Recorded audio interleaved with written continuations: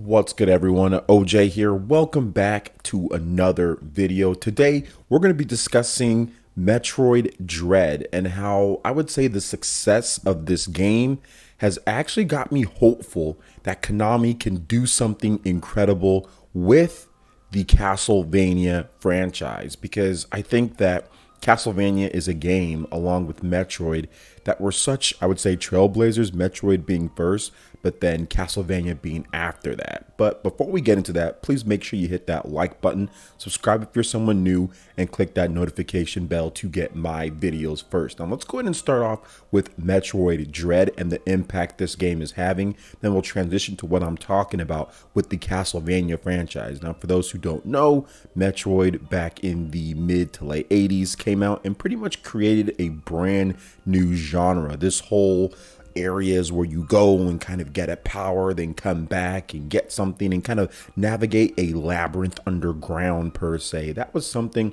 that Metroid really started out and made into a staple in the video game industry. When Castlevania Symphony of the Night came out in the late 90s or so, they really took that formula, then added the RPG twist to it, which got the Metroidvania moniker, where you take Metroid design, then you add it in with Castlevania. There you go, Metroidvania, and the rest is history. We've seen a number of games come out and copy what Metroid and Castlevania has done. However, recently, a lot of the Metroidvania games or Metroid style games have been limited to more of independent titles or smaller type of games, which those games are still really good. Stuff like Hollow Knight or even Dead Cells, which is not really Metroidvania, more of a rogue game, but people kind of throw that in because of how it looks and what you do there. Those have kind of taken more of the back end in terms of production value. Now, we do have stuff like Ori, which is fantastic, and that's still pretty good, but at the end of the day, it's still not up to what a Metroid Dread is from a production value standpoint, and those who have played Metroid Dread know exactly what I'm talking about.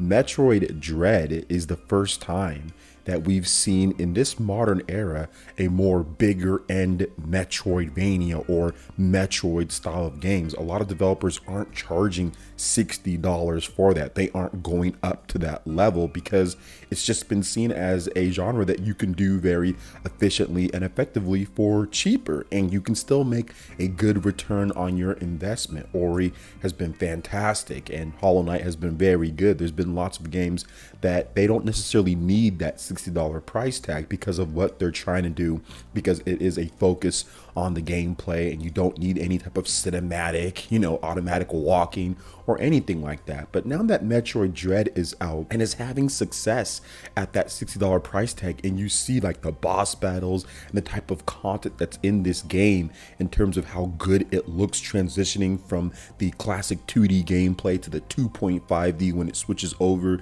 then some of the angles and what they do during the boss battles and how you're loading up a boss with missiles while it's kind of swerving in and out. I personally feel that Castlevania could benefit from this, I would say, revived energy, this kind of resurrected way of doing things in a higher quality, full price type of game. So if Konami saw the success and sees what's going on with Metroid Dread, because right now the game is still #1 on the eShop in Japan, #1 on the eShop here in the US. Also, it's still a top seller on Amazon.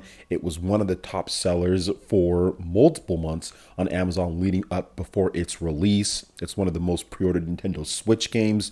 It's breaking records across the world when it comes to compared to the previous Metroid games. So all of that stuff I think can lead to a new Castlevania, 2D Castlevania, being extremely well done and of course full price. Now, we do have some rumors that are going around that Konami is working on a resurrection, on a retelling or a reboot or a bringing back of the Castlevania franchise, but we don't exactly know what it's going to be. Are they going to take the Lord of Shadows route and make it a 3D Castlevania, which Konami is no stranger to. There's been multiple 3D Castlevanias on various different systems. Or are they going to go the Metroid Dread route and say, hey, let's go ahead and make a super high quality 2D experience for fans out there? Or are they going to go the Metroid route where you have a 3D Castlevania that would be like Metroid Prime, and then you also have a 2D Castlevania which would be like Dread, Infusion, and all of that? I personally feel that Konami isn't going to be that bold with their plans. I don't think that they believe in Castlevania enough to do that just yet. They have to bring Castlevania back and have a successful debut. They need to sell a lot of copies first before they say, okay, we're going to go forward with that. Just because of the style that Konami's been doing recently. I know they're kind of dabbling, kind of shortly getting back into it. And there's been rumors saying that, yes, Konami's going to be more involved with games and everything. And to their credit, they did just put out a fantastic Castlevania Advanced Collection. It's very good. I love the games on there, and they're probably going to do the Castlevania DS Collection as well. So from what I understand, those are selling pretty well. Even the previous Castlevania collection did very well too. So I do think that that's going to help, but I'm hoping that the success of Metroid Dread really kind of pushes Konami to see, okay, yes, there is money in that style of game. There is a way that you can do it where fans will buy it, even if it's $60, because that was the big, controversy with Metroid Dread, is that if it's worth that. But now that the game's out, it's actually rating higher than a lot of these other games that are fully 3D and everything, and giving people experiences to kind of go in, replay the game and the story and what they've done, and just a different style of game than what you normally see for what a Metroidvania is, which Metroid isn't even really a Metroidvania. It's just a Metroid game. It started the whole thing, but it's just interesting to see how fans are reacting, people who have never played that style of game.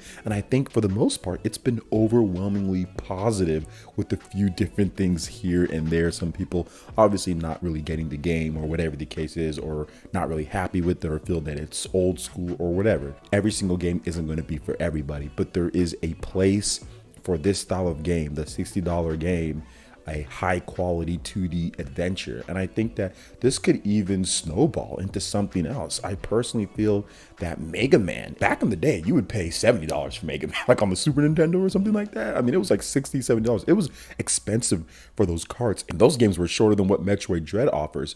So I do think that if Metroid Dread continues to do what it's doing, if it can continue to sell, break franchise records, continue on its path that it's going, I feel that Castlevania could be next. And then I also feel that a high quality Mega Man could be next too, because Capcom hasn't treated Mega Man as a top tier franchise in like decades at this point, right? I mean, when was the last time that you were super excited about a Mega Man game being extremely high quality? I mean, the last Mega Man game, don't get me wrong, it wasn't terrible or anything, but you can see from the very beginning that it was something that was going to be a lower end type of game, because that's what the conditioning in people's minds have been, is that, okay, well, if it's 2D, it's something that's lower, it's not going to be the full price, you're going to be paying a bit less. But Metroid Dread comes out and says, no.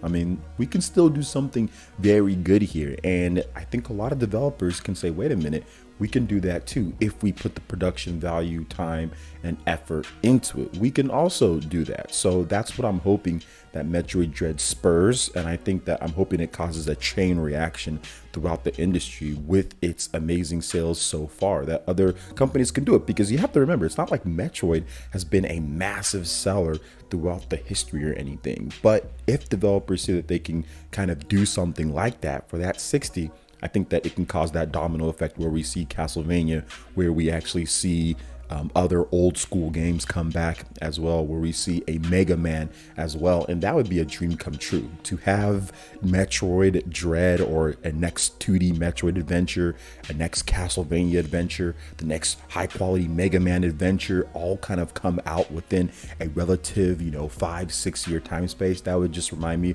of back in the day, like when Super Metroid came out, then also when like the Mega Man games were coming out, like the X series, then also Castlevania Symphony of the Night came out. I mean, that was an awesome time in gaming, where pretty much you had a lot of creativity and there was a lot of awesome things that were going down with these games because those were some of the best games ever made. So I think that this could lead to a lot of different things, and I'm hoping that Metroid Dread continues to do well and it inspires these developers to kind of say, wait a minute, we can do this as well. We can have this type of success, and you have the perfect system to put it out on.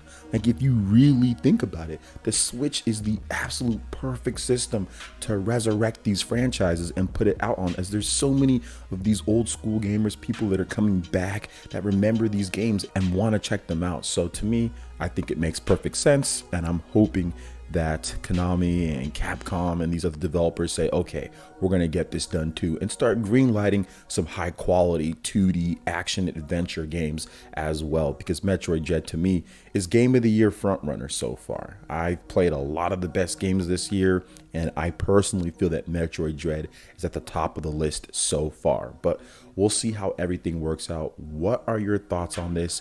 Let me know in the comment section below. All right, guys, that wraps it up for this video here. Thank you so much for watching. I do appreciate it. Please make sure you hit that like button, subscribe if you're someone new, click that notification bell, and we will see you for the next video. Peace.